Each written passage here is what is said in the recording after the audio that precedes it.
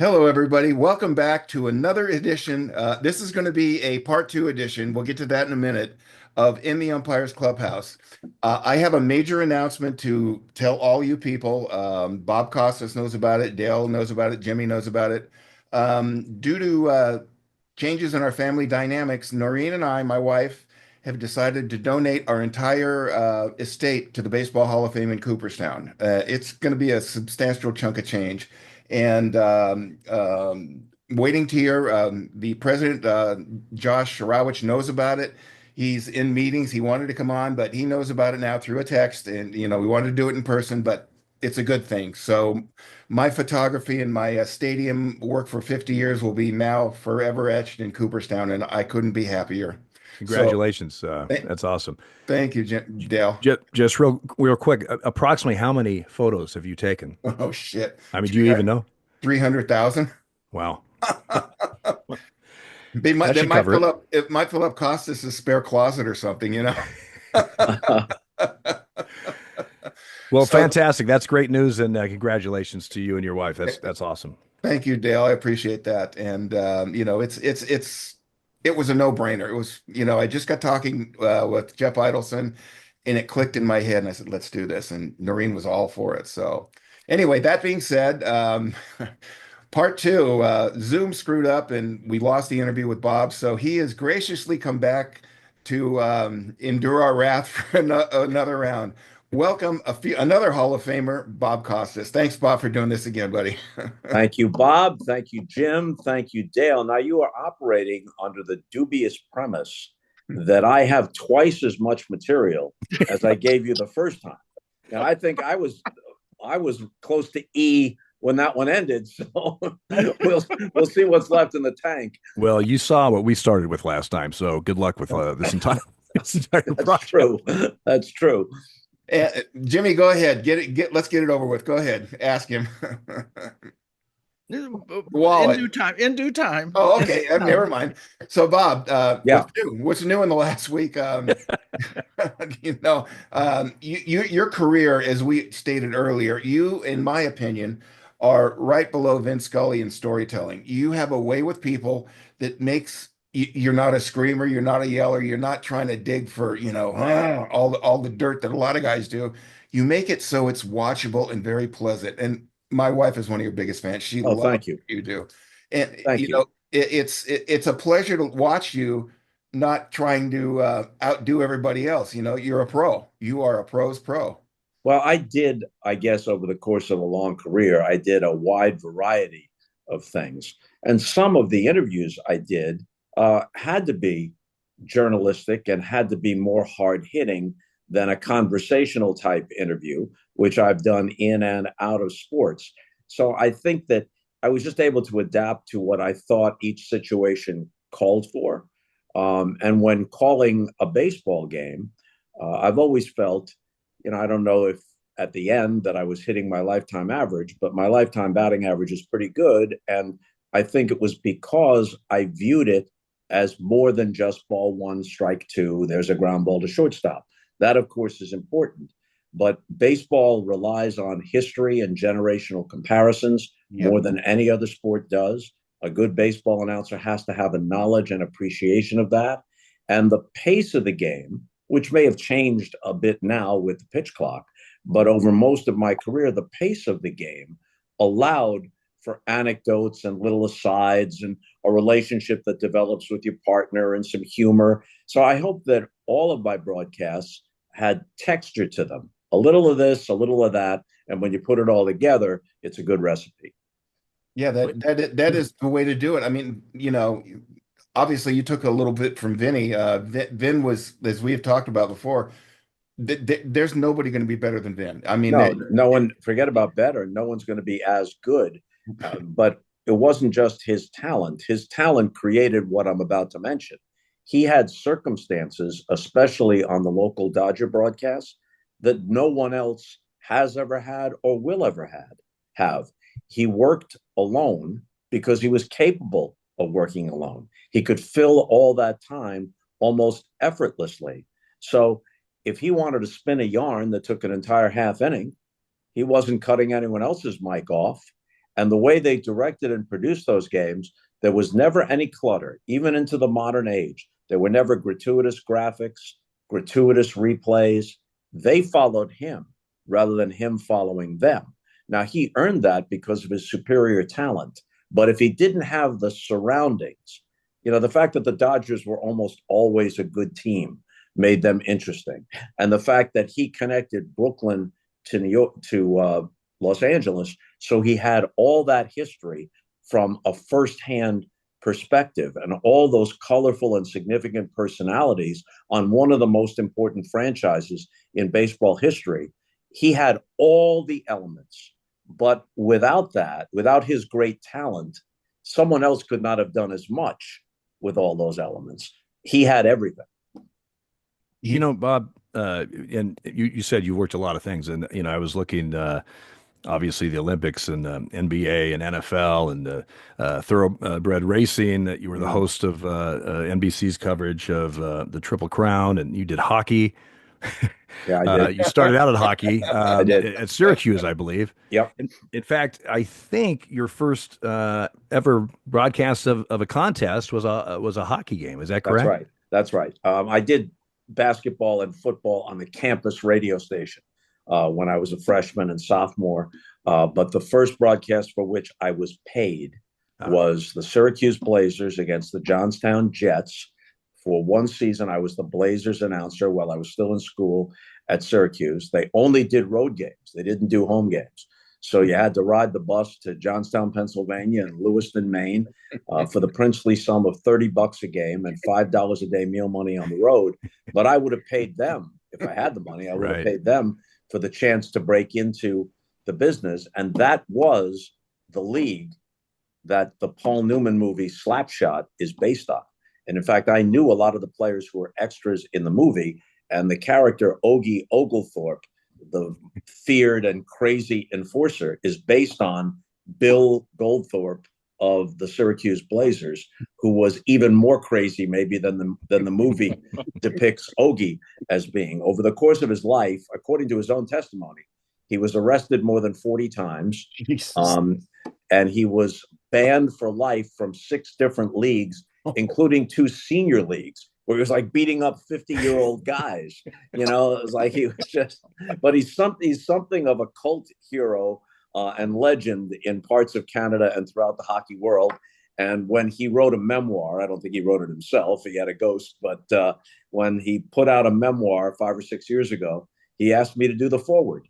And so I did. That's great.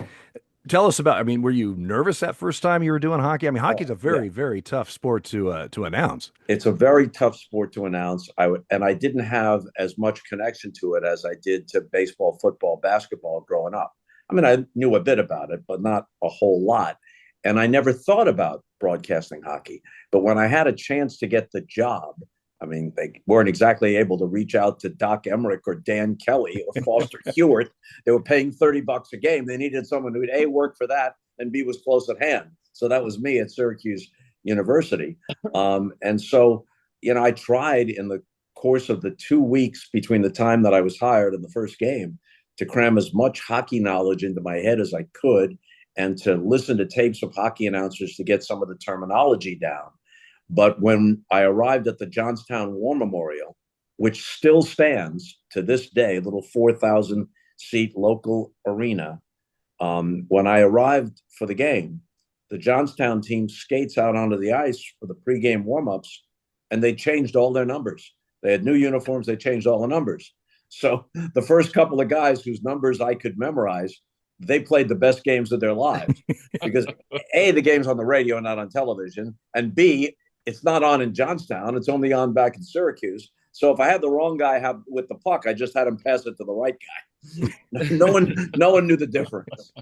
Hey, I'm going to ask you a question about Archibald, the old stadium in the gym. I know the gym is still used by the kids at school. It's Manley Fieldhouse. Yes.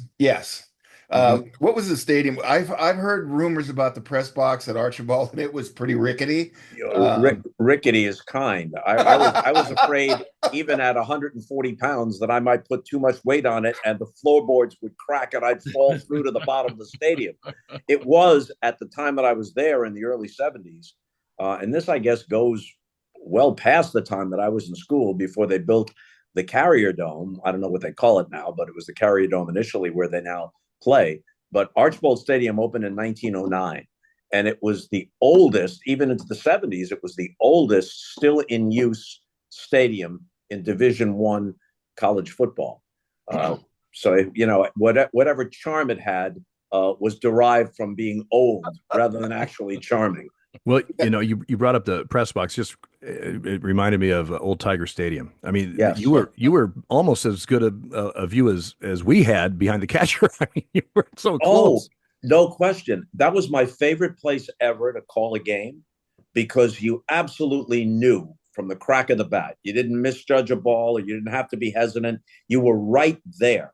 And in fact, if the crowd was quiet between innings, you could actually, if you were able to whistle like some people can, with the two, I can't do that, but you could get someone's attention down on the field. And I remember getting Steve Kubek could do that. So Kubek whistled to Steve Palermo, the late great Steve Palermo. And Steve looked up at us. I forget what we wanted to ask him or get his attention about, but he looked up and he gave us some kind of hand signal. And on another occasion, we're doing the game of the week.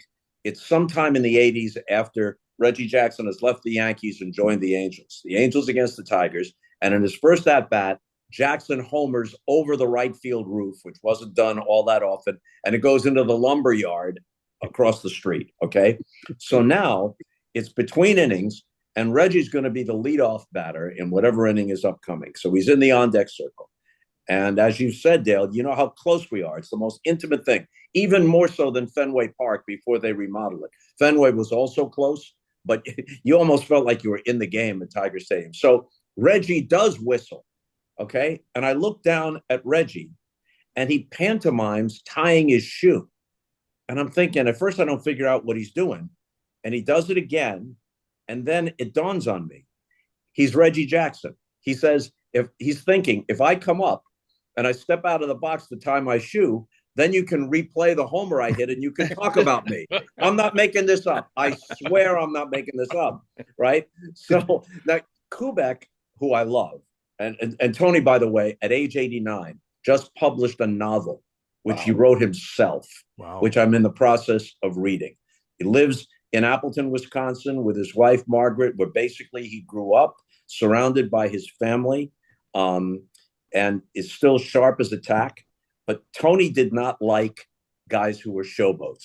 He was old school baseball. You hit a home run, you do like Mickey Mantle. You lower your head, you run around the bases, you don't embarrass the pitcher. You shake the third base coach's hand and the on-deck hitter's hand, and you go right in the dugout. So Tony wasn't so cool with this, but I figured it was good TV. So I described the whole thing, and we show the replay, and I extol the virtues of Reggie Jackson, and it's an excuse to mention the home run in the All-Star game that hit the light transformer, which was also at Tiger Stadium, I think, of Doc Ellis. Yes. So anyway, now Reggie singles in this at-bat, gets down to first base, and looks up at me again. And he goes like this, like, did you do it? And I'm like, yes, I did it. Yes. So he's now directing the telecast. He's Reggie Jackson. He's Reggie. Yeah, just God. A side note on that Tiger Stadium, if there was like hardly any fans, you could hear the play-by-play. I mean, it was right over your shoulder. It was amazing. You could hear Ernie Harwell, and Ernie, as he got older, he was just so wonderful and so beloved. He had to have a screen built, right? Because if a foul ball came straight back off a fastball, it would zoom into the booth and it would be dangerous. That's how close you were. Yeah. Bob, I know you did 44 years of baseball, and you always said baseball was your first love, but you also pinched hit for somebody that we were just talking about. We were talking about Vin Scully. Yeah. And like you said, Vin Scully was probably the epitome. He was the best of baseball broadcasting. But you actually had a pinch hit for him one time. I did. If I'm not mistaken, it was the 89 ALCS. Well, I was doing the ALCS with Kubek. That's right. The first two games between the Blue Jays and A's were in Oakland. And then there was an off day. And so the second game happened to be a day game. So we were able to get out from Oakland to Toronto and get to Toronto the night of the second game. So the off day between games 2 and 3 was a true off day. And I'm sitting there in Toronto. But it's supposed to be game 2 of the Giants and Cubs, who had played game 1 the night before at Wrigley Field. And Vin comes down with laryngitis. He sounded fine in game 1, but he comes down with laryngitis. So Mike Weissman was the executive producer of NBC Sports, and he calls me and says, get on a flight from Toronto to Chicago. We'll have a car waiting for you, take you straight to Wrigley Field. And this is where, having done the game of the week, instead of parachuting in like a lot of national broadcasters do now, I was familiar with every team in the major leagues. At one time or another, I'd done the Giants and Cubs during that season, and I had a notebook on every team. Tom Seaver was the analyst. The previous year had been Joe Garagio's last year. So Tom Seaver was there in the booth waiting for me. Someone had made out the lineup card for me. I got there about an hour before the game started. But the broadcast went very well. And then I got back on the plane and went to Toronto and did games 3, 4, and 5 of that series. And Vin had 2 days to recover, that day and then the off day when they went to Candlestick Park. And by the time he got in the booth for game 3, he was fine too. Well, Bob, I have some news for you. Vinny called me before that, and he said he wanted to go to dinner at Harry Carey's with Harry. So that's why you were invited back. And there was no sign of Vin or Harry because, somehow I doubt that Vin and Harry spent much time together outside the ballpark. I don't think that was a perfect combination. I will tell you, MLBN did a documentary about Harry 10, 12 years ago. And they interviewed me, among many others. And I told this story. After a day game at Wrigley, Harry asked me to go to dinner with him. And dinner meant hitting a few spots before you actually got to the steak and the mashed potatoes or whatever it was. And now it's post midnight. And I'm not sure how old Harry was. I'm not sure his birth certificate mattered, but he was considerably older than me. And he is just pounding the Budweiser and maybe with a few mixed drinks along the way. Okay. And it gets to be like 1 o'clock in the morning. And by this time, we're at Harry Carey's restaurant. And the people just adore him. If there were cell phones then, he never would have gotten out of there because everyone would have wanted a selfie. But as it was, they're all coming up to him, from old timers who remember Cookie Lavagetto and Gabby Hartnett to pretty young girls, and they all want a picture or an autograph or whatever. And finally, I turned to him, I go, Harry, what's it all about? And he goes, what's it all about, kid? I'll tell you what it's all about. Booze, broads, baseball, and bullshit. Thank you, Harry. That's your philosophy. I'll remember that. The 4 Bs. The 4 Bs. I got a story for you, and this is true. Fergie Jenkins, he was the first guy I ever met when I had a media pass in 77 in Anaheim. Scared to death, 18-year-old. So Fergie and I became friends because he was a photographer. So I'm in Wrigley Field. This was 95. Fergie was pitching coach. And I'm on the field, Fergie and I, it's batting practice, and Harry comes down. He goes, hey, Bobby, you want to go meet Harry? I said, sure. So Fergie goes, Harry, this is my buddy Bob. Hi, Bob, how the hell are you? Good to see you, buddy. That's a good Harry Carey. Are you a Bud man? And of course, I had to say yes. So we're talking. 3 girls come up, teenage girls. That was the end of me. I mean, how are you, girls? And he's being... So the upshot of this story was even better. So we're done. Fergie and I are sitting there. We're laughing because it's Harry. That he's with the girls and he's kissing them. And he's like, I'll see you soon, ladies. This guy comes walking up and he goes, hi, Harry. I'm so-and-so from Oshkosh. And Harry looks at him and goes, who the hell are you? Just like that. And Fergie and I just bust up laughing. We turn, we're laughing. And Fergie goes, that's Harry. True story. Hey, Bob, one of the pat questions we get as umpires whenever we do an interview or a podcast or whatever it is when we're talking, if we're just sitting down with some people in a restaurant or whatever, here's what one of the very first question: who's your favorite team and who's your favorite player? Yeah. Now you saw them all just like we did. Now we as umpires, very seldom do we ever say Ken Griffey Jr. because it just wasn't legit at that time. You just didn't do stuff like that. How, as a sportscaster watching all of those guys, did you have a favorite Did you have a favorite place? Did you have a favorite player? Well, it's easy for me to pick my favorite player as a fan because it's always the guy that was your guy when you were a kid. And the same thing is true with music. You can recognize something that happened a year ago for its value, but it doesn't have the same emotional connection to you as something you listened to when you were in high school or whatever. So when I was growing up on Long Island, the Dodgers and Giants had already left for the West Coast. The Mets didn't exist yet when I first learned about baseball when I was 6 or 7 years old. So my favorite player was always Mickey Mantle. When I became a broadcaster, I like the players. I mean, it's obvious that you're going to like a great player or admire a great player. But sometimes the guys who were different. I liked Ozzie Smith, who was distinctive in the way he played shortstop, and his joy for the game was obvious. It transmitted like Magic Johnson in basketball. I loved Ichiro when he came along, and he and I developed an odd sort of friendship around an utterance that he had in our first interview, which maybe we'll get to. But Ichiro was like a throwback player whose game Ty Cobb would have recognized in the middle of a bludgeon ball era. You know, guys who used to hit 15 homers were popping 45, and this guy's slapping singles, dropping bunts. You know, it's just amazing the way he played as a counterpoint to what was going on in most of baseball at that time. I admired Wade Boggs because I think I was early on in the 80s. I can't say I invented analytics, but I was reading Bill James' Baseball Abstract, what he was putting it out from his house in Lawrence, Kansas, before he became famous. And so the idea of on-base percentage was something that resonated with me. And Boggs wouldn't just hit 350, sometimes 360. He'd draw 120 walks. His on-base percentage was amazing. Right. Plus, he was a better third baseman than he got credit for because his offensive production was so noteworthy, and he was quirky.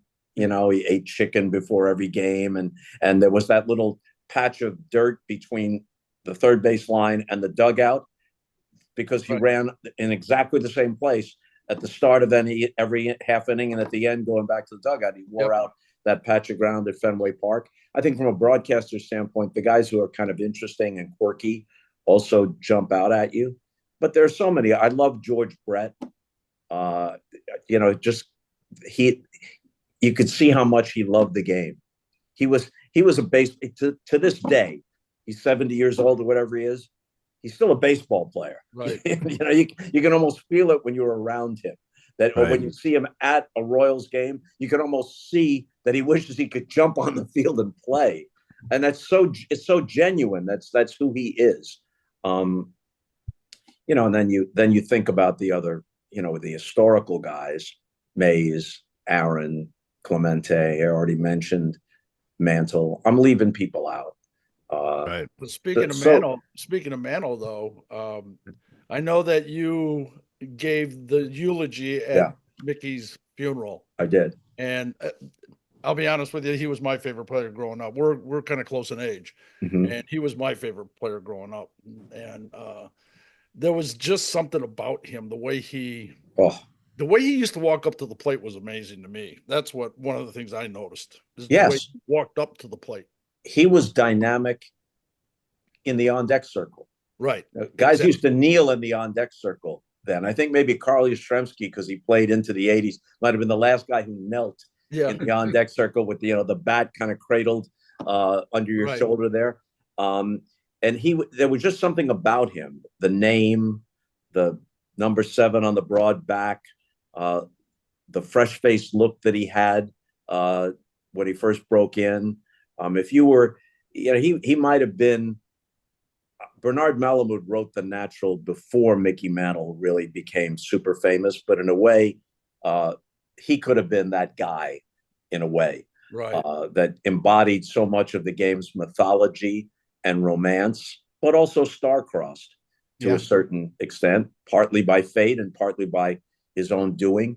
But a lot of really knowledgeable baseball people have told me, we're talking now pre-steroids, that he was the greatest combination of power and speed they had ever seen. Now, Willie Mays was a greater all-round player. Mickey, before his knees gave out, was a good center fielder. Mays was the greatest center fielder. But for pure speed, Mickey was a faster base runner than Willie Mays. He was the fastest man in the major leagues until his legs gave out, and he hit tape measure home runs pre-steroid. He hit 500-foot home runs pre-steroids. And there was just something so dynamic about him. You could see why he was the idol of a generation. Well, that home run. You got your wallet on you? Yet I anticipated this, so I don't need the wallet. It's sitting right here. Because I had to run upstairs and get the wallet during the first iteration of this little get together, which Bob screwed up. So that's why we're here doing number 2. So I'm at the ready. This is a 1958 Mickey Mantle All-Star card. And it's the first card I remember getting out of a pack of Topps bubblegum cards when I was 6 years old. This is not the exact card. It's not a replica. This is a true card from 1958. I've got a bunch of them now because when people heard about the fact that I carried this Mantle card, perfect strangers sent them to me on my birthday or at Christmas. So when this one gets too dog-eared, I have a few more in reserve. Because people ask me, I'll be walking down the street or in a restaurant someplace, and someone will say, "Do you really have that Mantle card?" So whether I'm, in a T-shirt and a pair of jeans or in a tuxedo, I've always got it because I don't want to disappoint anybody. Well, Bob, the reason I screwed up is I just wanted to talk to you again. It was all bullshit. I erased it on purpose. Yeah, you're busted. He is busted.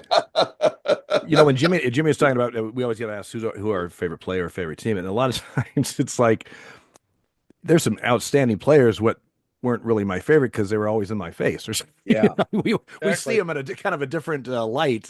Paul O'Neill. It doesn't take away their talent, but you just go, he wasn't one of my favorites, or maybe I wasn't one of his. But you had said earlier about Tony Kubek, which I loved Tony Kubek when he was with Joe Garagiola, working with you. But you worked with so many different guys, and I made a little list just Sal Bando, Joe Morgan, Bob Uecker. Bob just passed away recently. Bob Uecker, Jimmy and I know him from the Brewers. We would see him at in Milwaukee. We'd see one time we flew Richie Garcia's crew. I was on his crew, and we flew with Bob from Milwaukee to wherever we were going. But it was. It was nonstop laughing until we landed.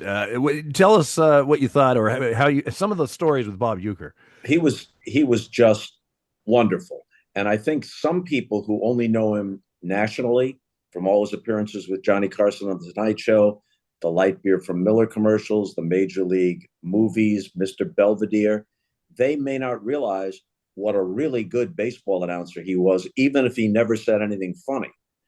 His calls were terrific. He obviously knew the game, the pace and rhythm of the game. And what he did on national broadcasts with Al Michaels and sometimes Howard Cosell on ABC, and with me and Joe Morgan on NBC, those were television games. But for 54 years, he was the radio voice of the Brewers. And radio baseball is a whole different thing.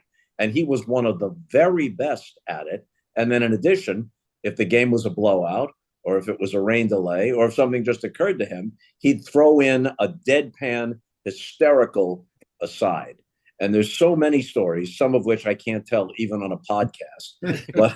But I'll give you the ones I think will pass muster. He would do this if I was in the booth or some other friend of his who he liked and trusted.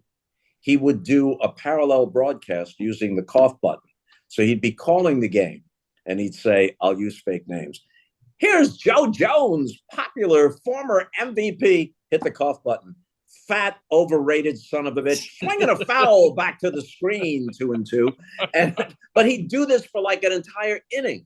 And I said to him, Uke, what if you miss the button or the wires get crossed? He's what the hell? What are they going to do? Throw me in baseball jail? It was just like amusing himself. And a famous story that Al Michaels made famous recently, most people didn't know it until the last few years, unless they saw it live. Sometime in the 70s or early 80s, Uecker's doing the Monday night game of the week with Al, and Howard Cosell. And Cosell asserts some sort of strategic suggestion that makes no sense. It's your bunt here. It made no sense. So Uecker's like, I don't think so, Howard. But Howard persists. No, this is the time to move the runners along. So now Uecker says, no, Howard, that makes no sense. And Cosell says, Uecker, you're awfully truculent tonight. You do know what truculent means, don't you? And without missing a beat, Uecker says, of course I do, Howard. If you had a truck and I borrowed it, that would be a truculent. Now, how witty is that? Like right off the top of his head. And and he would do all these asides in the booth. He'd comment about people wandering through the stands. Oh yeah. Just sometimes on the air, but sometimes using the cough button. And one of his lines that now is very famous, but he first said it to a large audience in the 1995 World Series. It was Game 6, and I'm doing the series with Uecker and Joe Morgan. So I'm sitting between them. Morgan's on my right, Uecker's on my left. It's Game 6, turns out to be the last game in Atlanta, Braves against Cleveland. And Morgan goes on a riff about his own World Series experiences. So naturally, that includes Sparky Anderson and Johnny Bench and Tony Perez and Pete Rose. It's a litany of bold-faced names. And so I turned to Uecker just to amuse myself. I say, Uecker, you ever play in the World Series? He says, well, I was with the Cardinals in '64, but when they got to the series against the Yankees, I was on the disabled list. I said, what was wrong with you? He said, I had hepatitis. I said, how did you get that? He said, the trainer injected me with it, which then became one of his standard lines. Like, I think he used it in his Hall of Fame speech and all the rest. So there you go. You mentioned his Hall of Fame speech. That's like 20 minutes of just story after story after story. He's just boom, boom. Yeah. And you see the Hall of Famers, they're just like back there laughing. They're some of them are literally in tears. Oh, laughing. Yeah. I mean, because these guys knew him like, their buddy. And everything completely deadpan. That was they're all cracking up, and he's just got the same straight face. Yep. But go ahead. When you were working with one guy or two guys in the booth, big difference. Was it easier, harder? How does that work out? With the exception of a handful of games, I remember doing one with Jim Cott and Buck Showalter, but the only extended run with two partners was Morgan and Uecker. And that worked out really well because there was a contrast. Joe, Hall of Famer, first ballot Hall of Famer, two-time MVP, and Uecker, whose whole career is built on futility. And Joe was more serious. He would laugh at funny stuff, but he didn't generally say funny stuff himself. So although Uecker really knew the game and could offer analysis, if you had to categorize them, Morgan was the analyst, Uecker was the color man, and I was the play-by-play guy, so that worked. When you think of a great three-person booth like Gary Cohen, Ron Darling, and Keith Hernandez with the Mets, Gary's a very good play-by-play man, but more or less, I mean, there's overlap, but more or less, Keith looks at it from the standpoint of the hitter. Ron looks at it from the standpoint of the pitcher. So they're not getting in each other's way, and it melds. That's when I think it works best that way. So it worked out really well for me with Uecker and Morgan. What about? I gotta ask you about the Olympics, though. I know we've done the whole time on baseball, which obviously we are more mitigated towards. But I enjoyed you. I'd love to listen to you when you did baseball, but I was actually working most of the time when you were doing baseball. Right. And so my off time. My wife and I are huge Olympics fans. We love the Olympics. And as a matter of fact, I went to the '80 Olympics in Lake Placid, and I watched the USA hockey team play Finland before they won the gold medal. And then I also went to the Vancouver, I can't remember what year it was, Vancouver 2010 with my son, and we watched hockey right on the glass. Well, that hockey game was one of the epic hockey games. Nothing awesome. will ever match the Miracle on Ice and Al Michaels' call. But 2010, the gold medal hockey game was the U.S. against Canada. Right. And the U.S. really wanted to win the game, but Canada really needed to win the game, and the game goes overtime and it's decided on a Sidney Crosby goal. If you scripted it, it couldn't be any better. Right. And the whole nation rejoices. And it was the last event before the closing ceremony. If they had lost, a pall would have fallen over the closing ceremony. Instead, it sent it out on a jubilant note. Exactly. And when you did the Olympics, I remember when we talked last time, you told us that you had to have like a semi knowledge almost every sport that was coming up next. Mm-hmm. And how was that as homework and doing something like that, sitting in the studio and then having to tell the people what the next the biathlon was or whatever? Yeah. Well, it was months of preparation leading up, not just on the sports aspect, but what's the overall history of the Olympics? What are the circumstances of the host country and city? What if, heaven forbid, there's something? Right. Luckily, nothing approached the tragedy in Munich that Jim McKay handled so well, but there was the bomb in Centennial Park in '96. Who's the head of the FBI? Who's the head of the local police? Who's the mayor? Who's the governor? Who do we speak to in a circumstance like this? You hope it never happens, but you try to have that at the ready. But also, after doing a dozen of them, by the time you get to the fourth or fifth one, there's some accumulated knowledge that you bring with you, just like you do if you broadcast baseball for decades. Think of all the knowledge that Vin Scully brought into the booth with him, or Jack Buck brought into the booth, or Ernie Harwell, that had nothing to do with any notes they had in front of them. So a lot of that went with me. And then I learned early on that it was futile to learn every platform diver from Peru or every cross-country skier from Norway. And that's what the people at the specific events are there to do. They have to do a deep dive into that. The primetime host has to be a good generalist and then really know about the handful of sports that generally tend to be on in prime time, and the 24 or so athletes who are likely to be the focus. And then when something outside that preparation happens, as it inevitably does a couple of times each Olympics, somebody jumps out of the shadows and does something noteworthy. The researchers are so good, they'll get you some information in a matter of minutes, and then it's your job to look at this material, figure out what the narrative is, assimilate it, and get it out there in some digestible form for the audience. But if you're thinking you can memorize all 10,000 plus athletes from 200 plus countries at a Summer Olympics, I mean, it's just Ken Jennings from Jeopardy couldn't do that. Well, you mentioned the 2010 Olympics, but you guys had a little bit of a tragedy there. I can't pronounce his name. The luge guy. In warm-ups. Yes. Yeah. Before the thing started, in a practice run, was killed. Yeah. And at the time, and for a few years after, I did know his name. And if I heard it, I'd recognize it. But it's a mouthful. Yes, it is. It was a tragedy. I guess from a broadcast standpoint, it was a little bit better for our purposes that it happened before the games. Right. We covered it thoroughly and respectfully, and then mentioned it again as the Olympics ended.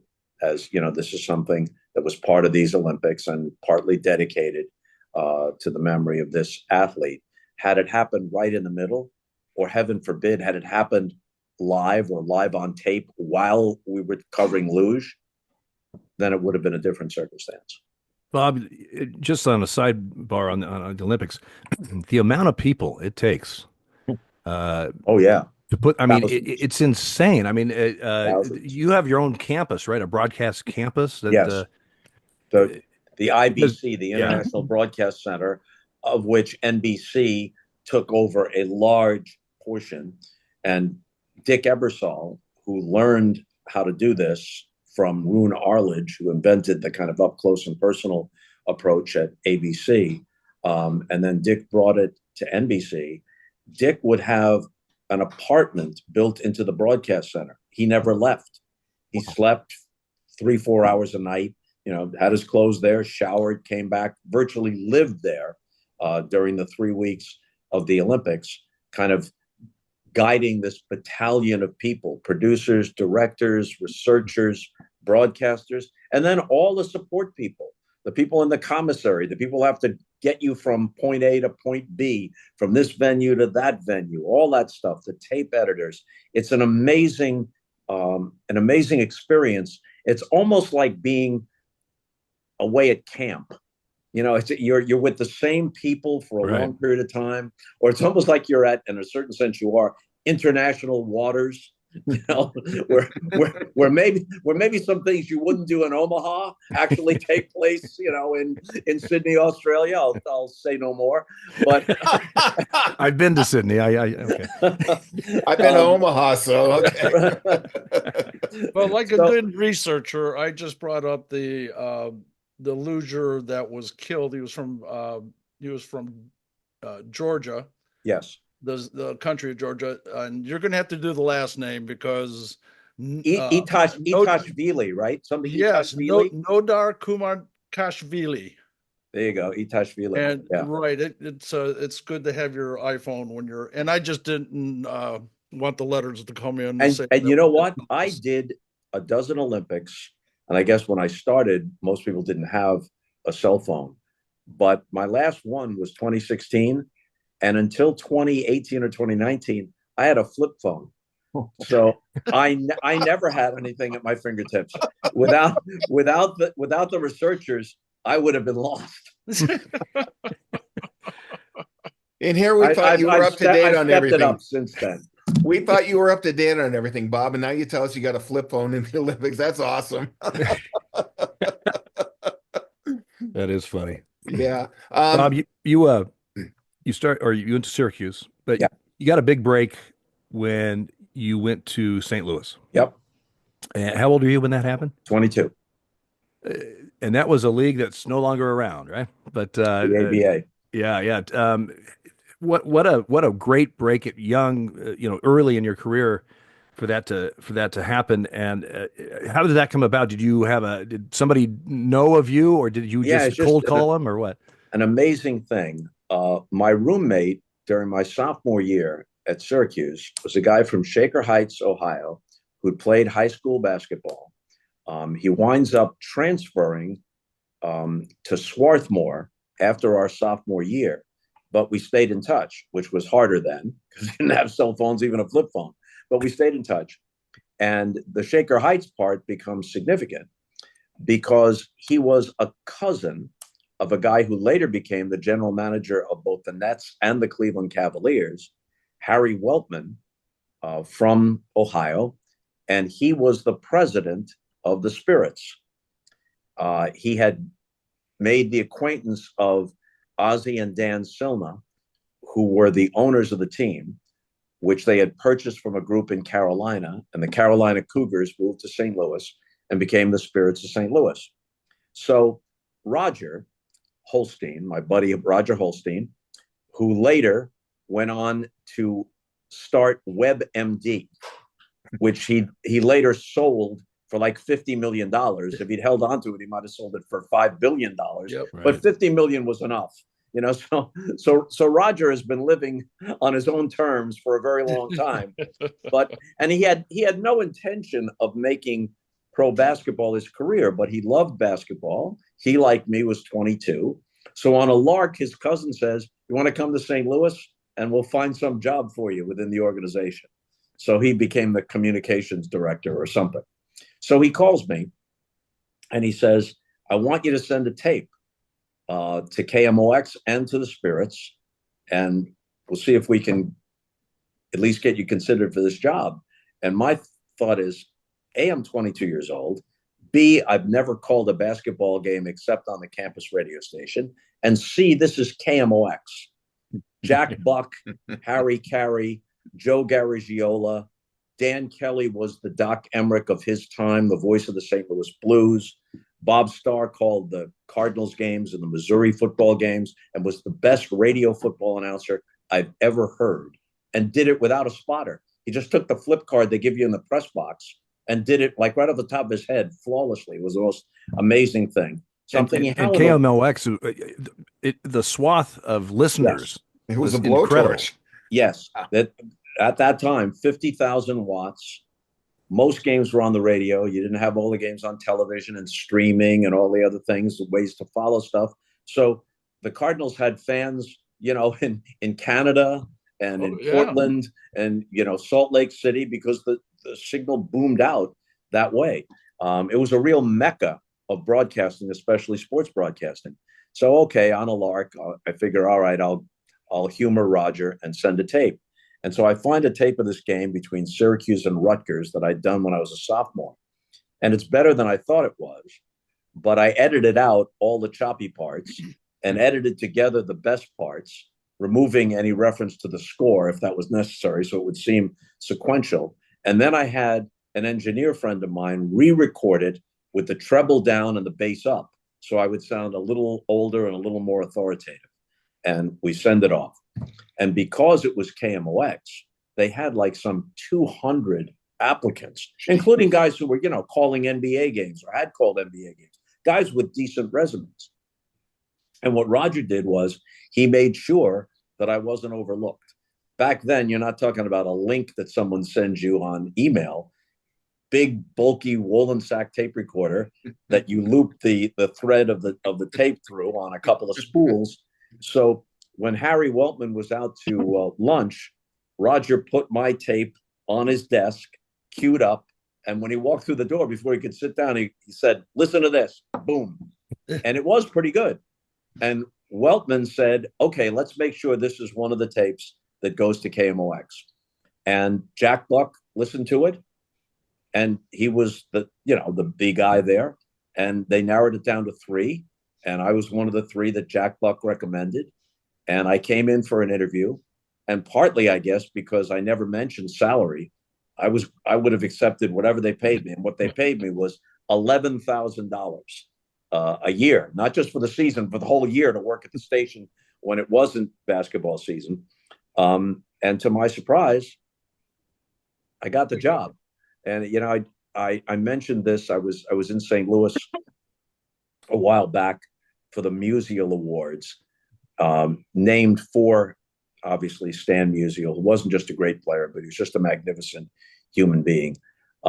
So when I went in for the interview at KMOX, I wasn't sure that I'd get the job. In fact, I doubted I would. I was just thrilled to be among the finalists. But before I got back on a plane to Syracuse, I figured I better go to Stan Musial's restaurant, because I might not ever set foot in St. Louis again. So I go to Stan Musial's restaurant. And, back then, what did a burger and a 7-Up or whatever it was cost? Less than $10. So, and I didn't have any credit cards. So I left as the tip 3 singles, a quarter, a nickel, and a penny. And the waiter must have been very confused. It was a generous tip percentage-wise, but he must have been very confused. But the $3.31 was a tribute to Stan's lifetime batting average of .331. Right. So, but now, by the way, if I didn't have any broadcasting talent, I'd just be a wacko who knew this kind of sports stuff. But it turned out that I was pretty good at it. So this kind of knowledge that had been rattling around in my head since I was 6 or 7 years old came in handy. Bob, my wife we'll be watching the game and I'll spew out something like on the Phillies. And I was like, yeah, I remember Pudd'nhead Jones in the 50 Phillies. She goes, how the hell do you know this shit? You don't really remember Pudd'nhead Jones. You've heard about Pudd'nhead Jones. I don't remember, but yeah, my favorite nickname ever is Pudd'nhead Jones. That's a good one. And Granny Hamner at short. I mean, the 50 Whiz Kids, Yep. And I would do kind of a play-by-play as Harry Carey calling it 50 Whiz Kids. And it was pretty funny, but I had a few in me, so it was all good, So did Harry. Yeah, he was on the air. Remember, he used to do the games from center field, and they'd have the little desk out there, and there'd be 8 billion Budweiser cups, and he was trashed by the first inning. He was out of it. If it was a hot day, he'd do it shirtless, even in his 60s or 70s. And he had that shower thing. He pulled the cord, and the shower, the water came cascading down. There's other Harry Carey tape, which is so politically incorrect, but it's endearing because exactly. It was him. And so, he was so exasperated when the team did well. He was as excited as any fan in the bleachers, and when they did badly, he was exasperated. So there's a pop into shallow center field, and the center fielder, I don't know who it was, comes in, and the shortstop Jose Vizcaíno goes out, and it drops between them. And he turns to Steve Stone and he goes, and I can't do a Harry as well as you, but I'll try. He goes, Steve, here's what I want to know. How can a guy from Mexico lose a ball in the sun? It's really funny and it's incredibly stupid at the same time, right? And what makes it even better is that Vizcaíno was from the Dominican Republic. Well, I remember. Go ahead, Dale. I was going to say that we were on the East Coast. I was in my room. It was I don't know 11:30 or not, like 2:30 in the morning, and the Dodgers were playing the Cubs at Dodger Stadium. You were never in your room at 11:30. And well, I was sick, and it wasn't feeling well, and so Right. Harry's doing it now. We're in the top of the ninth. The Dodgers are up by 1, but the Cubs have the tying run on and 2 outs, and I don't even know who's hitting, but it's I'll never forget this. I'm half asleep. It's on the TV, and he goes, "It's a deep drive. It could be. It might be. He caught it. Cubs lose. Jesus Christ!" Oh, he said that. Oh, wow. And I sat up and I went, did that just happen? And right after that, the phone rings. No cell phones. The phone rings. It was Rocky Rowe, my partner, who was in another room at that hotel. Said, "Did you just see what happened?" Oh, that's great. I was watching a game against the Dodgers were playing the Cubs at Wrigley, and Hideo Nomo on the mound, another Jap pitcher for the Dodgers. And Steve Stone goes, "Harry, you can't say that on the air." And he went out, and I'm like roaring, laughing. Oh my God, that was Harry. Yeah. Wow. He was almost like no filter Bob Davidson. Bob Davidson. You know? But you never knew you were going to get with Harry. I mean, you tuned in just to see what he was going to say, and Balkan Bob Davidson. We had him on. Oh, he was hilarious. We had him on, and he was a one-stop show. I mean, he just like the Energizer Bunny. He kept going. Yeah. It was pretty funny. You're talking about Harry. It might be, it could be, because that was his signature call. And that can happen to broadcasters. John Sterling had "It is high, it is far, it is gone," which he'd use even if it barely dunked over the wall, by 2 rows. And sometimes you're going to get caught. But Ralph Kiner, when he did the Mets, and Ralph was not only a Hall of Fame player, led the National League in homers 7 times, had only a 10-year career, but his home runs per time at bat were among the best ever. And he was a wonderful storyteller on the Mets broadcasts. And as a play-by-play guy, you don't expect the former player to be as good at it. And what Ralph would do was, if he made a mistake, he would, rather than acknowledge it, just turn it around. So he'd say something like, "Here's Ron Swoboda, and that one is gone to left field, and Rico Cardi will have no problem with it." So what the hell? Who cares? Now, Lindsey Nelson wouldn't have done that, but Lindsey was, he was the pro. And everybody loved Ralph, so it's all good. I think you would have been. I know that it was brought up to you. I can't remember when, but Dale and I were probably in the middle of our careers at the time, of the possibility of you becoming the baseball commissioner. Yeah. How much legs did that have, and how serious was those talks? With me, it had none. Oh. Every time I heard it, I never encouraged it or added any fuel to it. I always said, "That's very flattering, but I'm not qualified, and therefore I'm not interested." I didn't have the background in business and economics, and I didn't think I had the temperament for all the, arm twisting and deal making behind the scenes. And what I always said was, and a lot of, Whitey Herzog said it, George Will said it, a lot of fans said it, which was flattering. But I always said, look, if there's a columnist and you think he or she makes good points about politics or social issues, that doesn't automatically mean you think that person should be a senator, a Supreme Court justice, or whatever. It just means that you appreciate what they say about the issues of the day. And I was, play-by-play guy, but also I guess I was a commentator, and I wrote a book about the state of baseball around 2000, 2001. So, I was on shows like when there was strikes and stuff. I'd be on Nightline or Meet the Press, and I guess people liked what I said about the game, but I think they made a leap that I should be commissioner, and I never agreed with that. You'd have more I was gray accused of hair making now. a leap You'd of have being my an umpire.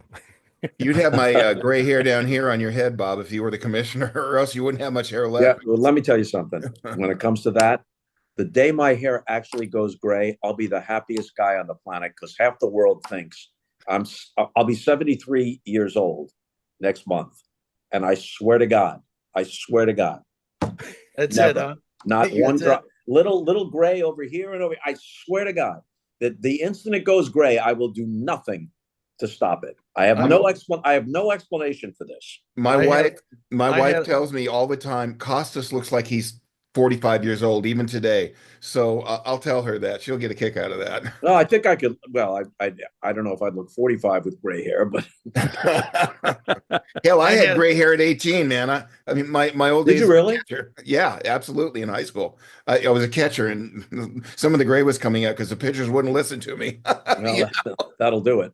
Yeah, I had to buy mine. Yeah. Well, because you bought yours and it looked, and they did so well, I bought a little myself. Yeah, I'm just saying. twice. There's nothing like a look when you pop your helmet off. I talked to a couple broadcasters they are loyal customers to that place out in Beverly Hills. Yeah. So. Oh, is there a special place in Beverly Hills that's the place to go to get a touch up? Absolutely. It starts with a B, and it's a national chain. They have them all over, but Beverly Hills is where the number one doctor is. I never understood, Jimmy, why we got a break on that when we wear hats out on the fields. Exactly. Well, the B you mentioned is the guy who ran Charlie's Angels, if I'm not mistaken. Exactly. Am I right? That's it. It's bad 70s TV, Bob. This is all Greek. This is all Greek to me. And I'm just curious. Go ahead, Dale. Why'd you get rid of the flip phone? Because eventually all my friends and people I worked with said, wait a minute, you can get emails on an iPhone. You can your texts will not take forever to type out. And how about this? You can actually send pictures to your kids and to your friends. They can send them to you. Yeah. And the screen is bigger. And finally, I am a bit of a Luddite when it comes to this stuff and a technophobe. But eventually, their case was too strong and too logical, so I had to give in. That's why I got rid of my AOL address, but that's a whole nother story. AOL, the dial-up back in the day. We've come a long way in the 20 years since the internet's meant something. Kind of like I'd like to cut it off at times and just get rid of it, but it's here to stay. Can send you down some rabbit holes, and it's also exactly. It's also a source of wondrous stuff.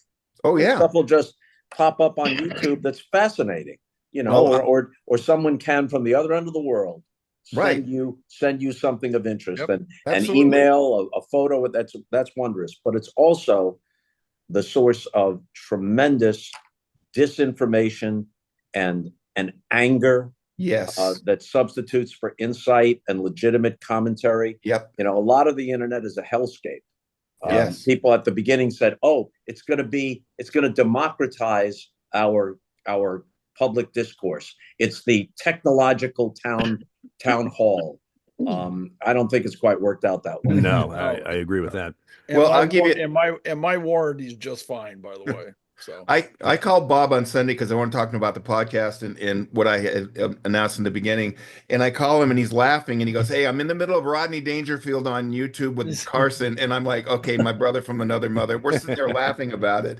And Bob gets no respect. And it's great late night stuff when you can't sleep. You want to pop something on Rodney or any of those guys can give you a laugh and you go to sleep. It's pretty cool to have. I know we're running short on time, Bob. Yeah. You announced that you're not doing play-by-play with baseball anymore with MLB Network and everything. You're still going to stay involved. Is that yes? Yeah. I'll still do the interviews, the essays, the commentaries, the historical retrospective stuff. I decided almost 2 years ago now, a year and a half at least, that this 2024 season would be my last season doing play-by-play, and I just hope that it would end on a grace note, on a high note. I don't know whether it did. Wasn't exactly the way I hoped it would end. But I think that most reasonable people over the age of 30, I guess, are familiar with what the body of work is, what, to use the shorthand, what my lifetime batting average is. And I'm grateful for as much time as I was able to spend as part of the game and to still be part of the game. Someone referred to me, and I was really flattered by this, and I hope there's some truth in it, as a citizen of the game. It wasn't just that I called the games. I wrote a book about it. I was a commentator. I was an essayist. The documentaries, Ken Burns' baseball documentary, and Jim mentioned Mickey Mantle's eulogy, which led to Stan Musial and Hank Aaron and Bob Gibson and Joe Morgan, and to Bob Uecker's memorial service coming up in April. I hope that my love of the game and appreciation of the game came through, and what I've heard in recent months from people within the game, fellow broadcasters, players, mostly players from earlier generations, which is understandable, executives, people within the game. I've heard so many really nice things that affirms, I'm sure I wasn't perfect, but I was a citizen of the game, and that means a lot to me. Well, you're a voice. I'm glad you're staying involved, at least, because you're a voice is needed, and your perspective and your historical knowledge of the game is incredible. And sometimes maybe it doesn't end the way you want it to. I was on a stretcher and a neck brace in Toronto. That was my last game. So. I get it. He looked like roadkill, and they were carting him off. I did, like Derek Jeter. Obviously a great player and a first ballot Hall of Famer, all but unanimous except for one vote. But his last year, he hit like 250, and he didn't have the range that he once had. But what do people remember? The base hit to right field, the game-ending base hit. Right. That is the perfect crescendo and the perfect punctuation to a Hall of Fame career. We'd all like that. You don't want the last note of a symphony to be discordant. Right. Sometimes it happens exactly how you wish, and sometimes it doesn't. I think Ted Williams had a moment too at the end too, when he went yard and the wind blowing in, and he went out, and he still, since Ted's passed, he regrets not tipping his cap at the end. He said he just couldn't, and he couldn't bring himself to do it. He was stubborn, but the guy could hit. I mean, wow. Well, yeah, could he ever?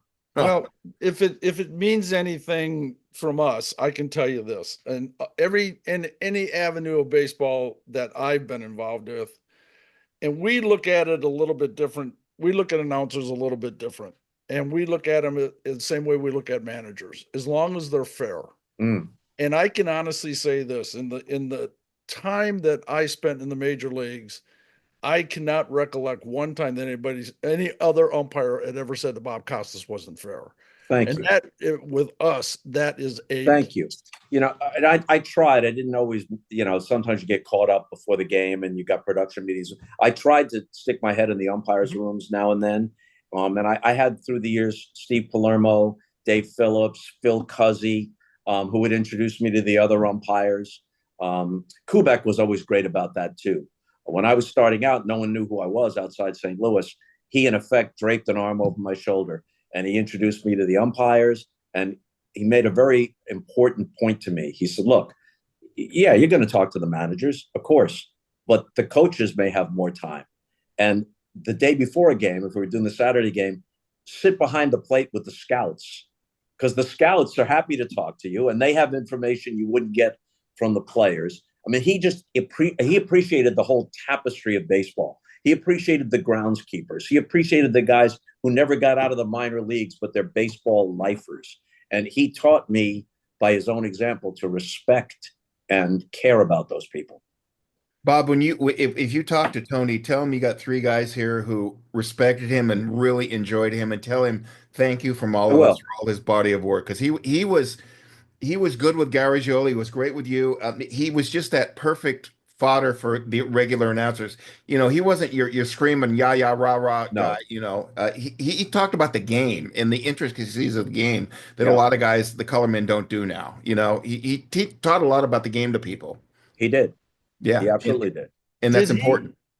I can remember this as when I was growing up. I was probably, I don't know, maybe in high school when it happened. Maybe no, it was before that. When he had his injury on the field. Did he ever tell you about that, catching the ball in the throat? Yeah, he didn't like to talk about that. I've never heard him do it on broadcast. Yeah, it is, for those who don't know, it was the 7th game of the 1960 World Series, one of the most epic games ever played.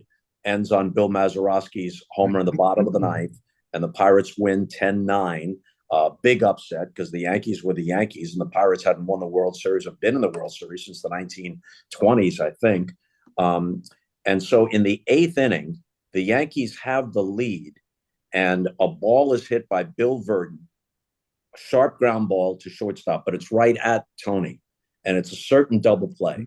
Bobby Richardson's moving to cover second base, and the ball hits a pebble or some kind of divot on the infield, and it comes up and hits him in the throat. Right. Knocks him, literally the force of it knocks him over, and he can't catch his breath, and he has to go to the hospital. He walked off under his own power, but he had to go to the hospital. And then that opened up the inning. It would have ended. The Yankees would have had their lead. Hal Smith, backup catcher, hit a 3-run homer, and the Pirates took a 9-7 lead. Then the Yankees got 2 in the top of the 9th, and Mazeroski then homered in the bottom of the 9th to win it. Okay, so fast forward 20 plus years, and Bill Verdon is managing the Astros, and they take a shot of Verdon in the dugout, and I say, well, there's Bill Verdon, hit that ground ball, which took a wicked hop and got you in the throat, Tony. And he reached and grabbed my knee and squeezed it so hard, I thought he would draw blood. He didn't say anything. He squeezed it like, we're not going there. I get the point. Now release your hand so my circulation can resume.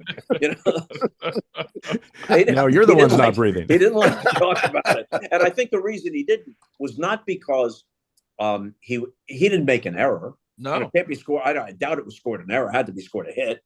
No one would blame him, but I think it bothered him that play cost the Yankees the World Series.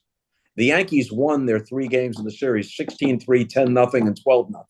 And the Pirates won all the close games. I think the Yankees in the aggregate outscored them by like 25 or 30 runs over 7 games. And that one really stuck in the Yankees' craw. So there you go. Didn't he have to have an operation to open the airway a little bit? I don't if an operation or a procedure of some kind. Was this some sort of a trach? Yeah. While he was, they took him to the hospital. He heard the end of the game on the radio in the ambulance. Wow. They still celebrate every year at the wall at where Forbes Field was in Shenley Park there, and they bring their radios out and the whole thing, and it's like it's like coming in Pittsburgh. Everybody goes and they play the radio broadcast. Outside I guess the wall from Forbes Field, the left field wall still stands. The rest of the ballpark is gone. Yes. And they gather, they have like a picnic. They do it in the daytime because every World Series game was in the daytime then on whatever that date is in October. Well, they've got the numbers on the bottom of I've got it on my website of the 467 or whatever it was left center field. It was 457. It was a $10 cab ride to center field. Yep. I mean, that was a shot. And speaking of Mantle, he cleared it in the second game of that series, batting right-handed. Jeez. That was so far away. Like the monuments on the field in the original Yankee Stadium, where it was 461 to center field, the monuments at the flagpole were on the warning track because who the hell was going to reach it anyway? The batting cage, the batting cage was on the field in front of the 457 sign, and no one had ever cleared it until Game 2 of that World Series. And Mantle, batting right-handed, hit it over everything. Wow. Forbes Field was a graveyard for hitters. I mean, it was like Yankee Stadium. I mean, it was vast. It was like 360 down the left field line. Even if you pulled it, Yeah. which made what Ralph Kiner did as a Pirate all the more impressive. Well, I was watching a game of the week in the 60s. I was a kid. I think they were playing the Cardinals. It was from Forbes Field.